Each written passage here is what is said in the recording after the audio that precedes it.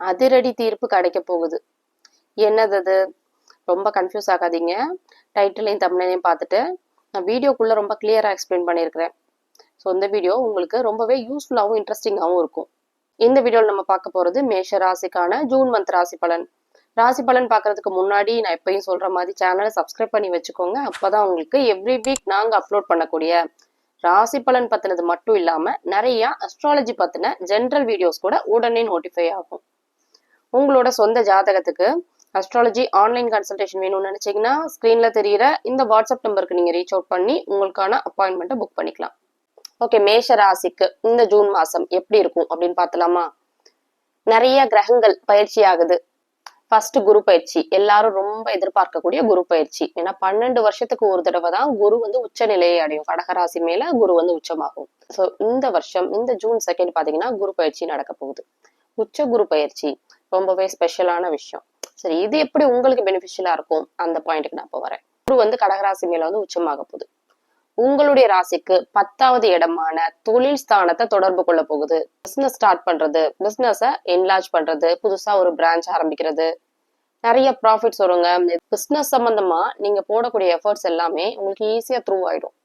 நீங்க ஏதாவது ஒரு விஷயம் பிசினஸ் சம்பந்தமா பெருசா பிளான் பண்ணி வச்சிருக்கீங்கன்னா உங்களுக்கு அது எஃபர்ட்லெஸ்ஸா நடக்கிறத பாப்பீங்க.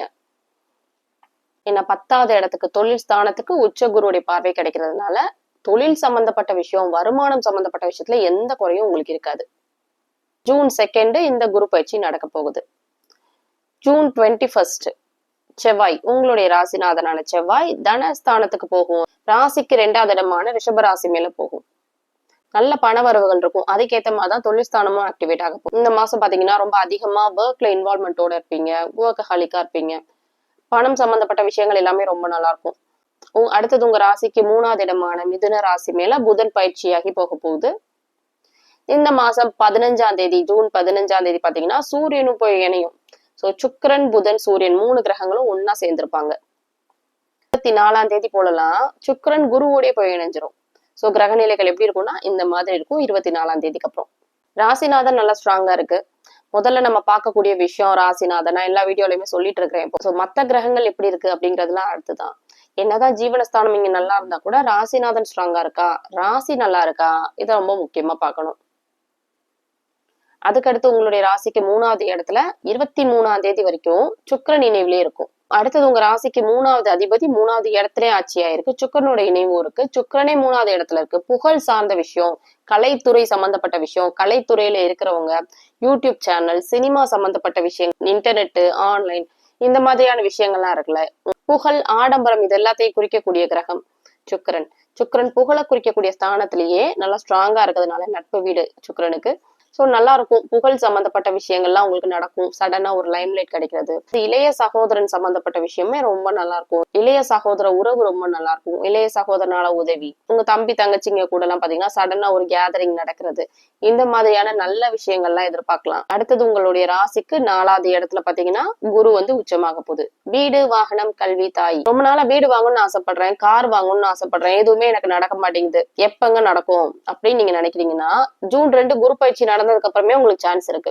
சுக்கிரனும் போய் இணைஞ்சதுக்கு அப்புறம் 23ஆம் தேதி கண்டிப்பா வீடு, வாகன யோகம் எல்லா மேஷராசிக்காரங்களுக்கும் இருக்கு. உங்க ராசிக்கு 5வது அதிபதினு சொல்லக்கூடிய சூரியன் நல்லா ஸ்ட்ராங்கா தான் இருக்கு. இப்பதான் உச்ச நிலையில இருந்து விலகி வந்துட்டு இருக்கு. இருந்தா கூட சுக்கிரனோட இணைவிலே இருக்கும், நட்பு ஸ்தானத்திலே இருக்கும். குழந்தைகள் சம்பந்தப்பட்ட விஷயம் இதெல்லாம் நல்லா இருக்கும். நியூலி மேரிட் கப்பலா இருந்தா பிரெக்னன்சி மாதிரியான விஷயங்கள் இது எல்லாமே நடக்கிறதுக்கான வாய்ப்பு இருக்கு. 60-70 வயசுல இருக்கக்கூடிய மேஷராசிக்காரங்களுக்கு எல்லாம் பாத்தீங்கன்னா பிள்ளைங்களால ஒரு நல்ல விஷயம் நடக்கிறது, பிள்ளைங்களுக்கு சில சுப காரியங்கள் நடக்கிறது, பிள்ளைங்களுக்கும் உங்களுக்கும் நல்ல ஒரு உறவு இருக்கிறது, இந்த மாதிரியான விஷயம் எல்லாம் நடக்கும். ரொம்ப நாளா வெளிநாட்டுல இருக்கக்கூடிய பிள்ளைங்க எல்லாம் பாத்தீங்கன்னா இந்த டைம் உங்களை மீட் பண்றது மாதிரியான விஷயம் எல்லாம் நடக்கும்.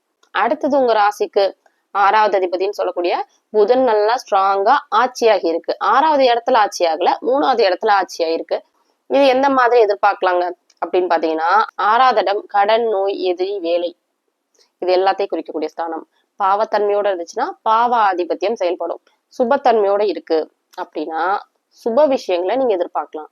சுப கடன்கள் கிடைக்கிறது, வளர்ச்சிக்கான கடன்கள் கிடைக்கிறது. அது என்ன வளர்ச்சிக்கான கடன்னா வேலைக்காக நீங்க ஏதோ ஒரு அமௌண்ட் ஸ்பெண்ட் பண்றது, படிப்புக்காக நீங்க செலவு பண்றது, திருமணத்துக்காக செலவு பண்றது, இந்த மாதிரியான விஷயங்கள்லாம் நடக்கும். ரொம்ப நாளா வேலை இல்லாதவங்களுக்கு கூட இந்த டைம் வேலை எல்லாம் கூட கிடைக்கும். அடுத்தது ராசிக்கு 7வது அதிபதி தொடர்ந்து ஸ்ட்ராங்காவே இருக்கு. எந்த வகையிலையும் சுக்கிரன் கெடவே இல்லை. முதல்ல நல்லா ஸ்ட்ராங்கா ஆட்சியாகி இருந்தது. இந்த மாசம் நட்பு வீட்டுல கொஞ்ச நாளும் உச்சனான குருவோடையும் கொஞ்ச நாள் இணைஞ்சிருக்கும். சோ திருமணம் காதல் சம்பந்தப்பட்ட விஷயங்கள் எல்லாமே ரொம்ப நல்லா இருக்கும். சில பேருக்கு காதல் திருமணத்துக்காக உங்க பேரண்ட்ஸ் கிட்ட பெர்மிஷன் கிடைக்கிறது மாதிரியான விஷயங்கள்லாம் நடக்கும். ஆனா உங்க சொந்த ஜாதகத்தையும் அதை செக் பண்ணிக்கணும். உங்க சொந்த ஜாதகம் ரொம்ப முக்கியமான விஷயம். ஸோ இப்போ உங்க காதல் திருமணத்துல முடியுமா அப்படிங்கிற மாதிரியான ஒரு கொஸ்டினுக்கு நான் ஆன்சர் பண்றேன். பர்சனுக்கு அந்த லவ் மேரேஜ்ல போய் முடியணும் அப்படின்னா அவங்களுடைய சொந்த ஜாதகத்துல 6-8 தசாபுத்தி நடக்கக்கூடாது. சுக்கிரனுடைய வீட்டுல அமர்ந்த கிரகத்துடைய தசையோ இல்ல சுக்கிர தசையோ நடக்கணும். 6-8 காம்பினேஷன்ஸ்ல தசாபுத்தி நடக்கக்கூடாது. இந்த மாதிரி எல்லாம் இருந்துச்சுன்னா அவங்களுடைய காதல் திருமணத்துல முடியும். இது ரொம்ப முக்கியமா நோட் பண்ணக்கூடிய ஒரு விஷயம். ஜஸ்ட் நான் இப்ப சொல்லிட்டு இருக்கிறது கோச்சார பலன்கள் தான். சோ கோச்சார பலன்கள் அப்படிங்கிறது நான் எப்பயுமே சொல்ற மாதிரி வெறும் 30% தான். பலன்கள் எதுல இருக்கு அப்படின்னா கோச்சாரம், உங்க சொந்த ஜாதகம், தசாபுத்தி, லக்னம், அந்தரம், இது எல்லாத்தையும் சேர்த்து வச்சுதான் நம்ம பலன்கள் சொல்ல முடியும். நீங்க என்ன லக்னத்துல பிறந்திருக்கிறீங்க, உங்களுக்கு என்ன தசாபுத்தி போயிட்டு இருக்கு, யோக தசையா அவயோக தசையா, இது எல்லாத்தையும் பார்க்கணும். சோ கோச்சாரப்படி காதல் திருமணம் சம்பந்தப்பட்ட விஷயங்கள் நல்லாவே இருக்கு எல்லா மேஷராசிக்காரங்களுக்கும். அடுத்தது உங்களுடைய ராசிக்கு 8வது அதிபதினு சொல்லக்கூடிய செவ்வாய் 8வது இடத்தோட தொடர்பு கொள்ளுது.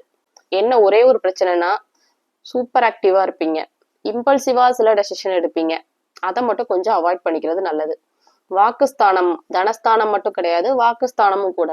2வது இடம், 2வது இடத்துல உங்களுடைய ராசிநாதனான செவ்வாயே போயிருந்து 8வது இடத்த பார்வையால தொடர்பு கொள்றதுனால பிரச்சனைகள், வம்பு, வழக்கு மாதிரியான விஷயங்கள் இருக்கும். நல்லா போயிட்டு இருக்கும், வருமானம்லாம் நல்லா போயிட்டு இருக்கும். ஆனாலும் ஏதாவது ஒரு பிரச்சனை எங்க இருந்தாவது உங்களுக்கு வந்துடும். ஸோ கொஞ்சம் பார்த்து கேர்ஃபுல்லா இருந்துக்கிறது நல்லது. அடுத்தது பாக்கியஸ்தானம்னு சொல்லக்கூடிய 9வது இடத்துக்கு சுப கிரகமான சுக்கிரனுடைய பார்வைப்படும். பாக்கியங்கள் கிடைக்கும். இது பாக்கியங்கள்லாம் எந்த மாதிரி எடுத்துக்கலாம், திருமண பாக்கியம், குழந்தை பாக்கியம், ஏதோ ஒரு சொத்து வாங்குறீங்க, ஏதோ உங்களுக்கு ஒரு நல்லது நடக்குது, இது எல்லாமே பாக்கியம் அப்படிங்கிற மாதிரியான விஷயத்துக்குள்ள வந்துடும். திருமணம் ஆகாதவங்களுக்கு திருமணம் ஆகும். ஏன்னா திருமண ஸ்தானமும் நல்லா இருக்கு, பாக்கியஸ்தானமும் நல்லா இருக்கு. பூர்வீகத்துல சொத்து வாங்குறது, அப்பாவால ஆதரவு, அப்பா வழி உறவுக்காரங்களால ஆதரவு, பூர்வீக சொத்து கிடைக்கிறதுல ரொம்ப நாளா உங்களுக்கு டிராக் ஆயிட்டே இருந்துச்சுன்னா இந்த மாசம் உங்களுக்கு அது முடியறத பாப்பீங்க, உங்களுக்கு ஃபேவரபிளா முடியறத பாப்பீங்க. அடுத்தது உங்களுடைய ராசிக்கு 10வது இடத்துக்கு உச்சகுருடைய பார்வை கிடைக்குது. நான் ஃபர்ஸ்டே சொன்ன மாதிரி தொழில் சார்ந்த விஷயங்கள் எல்லாமே ரொம்ப சூப்பரா இருக்குங்க. அடுத்த மாசம் எப்படி இருக்கும் அப்படின்னு கேட்டீங்கன்னா அடுத்த மாசமும் ரொம்ப நல்லா இருக்கும். என்னதான் உங்களுக்கு 7.5 சனி போனாலும் தொழில் சம்பந்தப்பட்ட விஷயங்கள் எல்லாமே இந்த ஒரு வருஷத்துக்கு ரொம்ப நல்லா இருக்கும். ஸோ 7.5 சனியை பத்தி நீங்க கவலைப்படாதீங்க. அடுத்த வருஷம் வரப்போற ஜென்ம சனியில மட்டும் கொஞ்சம் கவனமா இருந்துகிட்டா போதும். இந்த வருஷம் நீங்க அதை பத்தின கவலை எதுவுமே வச்சுக்க வேணாம். தொழில் ஸ்தானம் நல்லா இருக்கு. ஸோ இந்த டைமை நீங்க நல்லா ப்ரொடக்டிவா யூஸ் பண்ணிக்கோங்க. 10வது இடத்த பத்தி சொல்லிட்டோம். 10, 11வது அதிபதியான சனியும் பாத்தீங்கன்னா உச்ச குருவுடைய வீட்டுல குருவுடைய பார்வையிலே இருக்கு. 10வது இடம் பட்டம், பதவி, இது எல்லாத்தையும் குறிக்கக்கூடிய ஸ்தானம். 10வது அதிபதி, 10வது இடம் ரெண்டுமே நல்ல ஸ்ட்ராங்கா சுபத்தன்மையோட குருவுடைய தொடர்புல இருக்கிறதுனால அரசியல்ல இருக்கிறவங்களுக்கு எல்லாம் பாத்தீங்கன்னா மினிஸ்டர் பொசிஷன் கிடைக்கிறது, ஏதோ ஒரு பதவி கிடைக்கிறது, இந்த மாதிரியான நல்ல விஷயங்கள்லாம் நடக்கும்.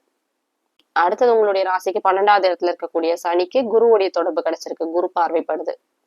கால்கள்ல வலி, சர்ஜரி மாதிரியான விஷயம் இதெல்லாம் உங்களுக்கு முன்னாடி நடந்துருந்துச்சுன்னா இந்த மாசத்துல இருந்து கொஞ்சம் கொஞ்சமா உங்களுக்கு அதுல இருந்து விடுபட்டு வர்றதை நீங்க பாப்பீங்க. ஓகே, மத்தபடி மேஷராசிக்காரங்களுக்கு பெரிய அளவுல கெடுபலன்னு சொல்ற மாதிரி எதுவுமே கிடையாது. இன்ஃபேக்ட் நிறைய நல்ல விஷயங்கள் நடக்கக்கூடிய நல்ல மாசமாவே இந்த ஜூன் மாசம் அமைஞ்சிருக்கு. ஸோ சந்திராஷ்டமம் நாட்கள்ல மட்டும் கொஞ்சம் கவனமா இருந்துக்கணும். அது யூஸ்வலா எல்லாருக்கும் நடக்கக்கூடியதுதான். உங்களுக்கு சந்திராஷ்டமம் பாத்தீங்கன்னா சந்திரன் நீசமாகி நடக்கும். ஆனாலும் ஒளி பொருந்திய சந்திரனா இருக்கும் இந்த மாசம். சந்திராஷ்டமம் நாட்கள்ல முக்கிய முடிவுகளை எனிவே நீங்க தவிர்த்துறது நல்லது. சில சுப காரியங்கள், புது அறிமுகங்கள், இது எல்லாத்தையும் கொஞ்சம் தள்ளி போடுறது நல்லது. சோ நான் முன்னாடியே சொன்ன மாதிரி உங்க சொந்த ஜாதகப்படி கொஞ்சம் மாறுபடும். இந்த வீடியோ பார்த்துட்டு இருக்கக்கூடிய மேஷராசிக்காரங்க எல்லாருக்கும் நான் சொல்ல போறது ஒரு 2 விஷயம். என்னன்னா, ஃபர்ஸ்ட் விஷயம், நீங்க மேஷராசி, உங்களுக்கு நான் கோச்சார பலன்கள் கொடுத்துட்டேன். ஆனா உங்க வீட்டுல யாராவது இருப்பாங்க, உங்க வீட்டுல யாராவது சிம்ம ராசியோ மீன ராசியோ இருந்தாங்கன்னா உங்களுக்கு கிடைக்கக்கூடிய நல்ல விஷயங்கள் தடைகள் வந்து அதுக்கப்புறம் நடக்கிறத பாப்பீங்க. மீன ராசிக்கு ஜென்ம சனி, சிம்ம ராசிக்கு அஷ்டம சனி. அஷ்டம சனி ஜென்ம சனி நடக்கக்கூடியவங்க அவ்வளோ சிறப்பா இருக்க மாட்டாங்க. ஏதோ சம் கைண்ட் ஆஃப் ஸ்ட்ரெஸ் இருக்கும். உங்களாலதான் நீங்க கஷ்டப்படுறீங்களா அப்படின்னா கிடையாது. உங்க ஜாதகத்திலேயே தப்பான 6-8 தசாபுத்தி ஏதாவது போயிட்டு இருக்கும். தசாபுத்தி அப்படிங்கிறது ரொம்ப முக்கியமான விஷயம். அவயோக கிரகம் யோக கிரகம்னு சொல்லுவோம். அவயோக கிரகத்துடைய தசையில மாட்டியிருந்தீங்கன்னா உங்களுக்கு என்ன நடக்குது அப்படிங்கறது பத்தின ஒரு க்ளூவே இருக்காது. நீங்க ராசி பலன் எல்லா மாசமும் பார்த்து பார்த்து என்னடா எதுவுமே நடக்க மாட்டேங்குது, எல்லாம் என்னென்னமோ சொல்றாங்க அப்படிங்கிற மாதிரி நீங்க நினைப்பீங்க. உங்க ஜாதகத்துல அவயோக தசை போயிட்டு இருக்கும். அது ஒரு லாங் டேர்ம் போயிட்டு இருக்கும். அது எப்ப முடியும் அப்படிங்கிறத ஒரு ஜாதகத்தை பார்த்தாதான் சொல்ல முடியும். வீடியோ பார்த்துட்டு இருக்கக்கூடிய மேஷராசிக்காரங்க எல்லாருக்கும் நான் சொன்ன இந்த விஷயங்கள் ரெசனேட் பண்ணிக்க முடிஞ்சா உங்களோட ஒப்பீனியனை எனக்கு கமெண்ட்ல சொல்லுங்க. உங்களோட சொந்த ஜாதகத்துக்கு அஸ்ட்ராலஜி ஆன்லைன் கன்சல்டேஷன் வேணும்னு நினைச்சீங்கன்னா ஸ்கிரீன்ல தெரியிற இந்த வாட்ஸ்அப் நம்பருக்கு நீங்க ரீச் அவுட் பண்ணி உங்களுக்கான அப்பாயின்மெண்ட்டை புக் பண்ணிக்கலாம். மற்ற ராசிக்கான ராசி பலன் வீடியோ லிங்க் ஃபர்ஸ்ட் கமெண்ட்ல பின்டா இருக்கு. நீங்க கிளிக் பண்ணி செக் பண்ணிக்கலாம்.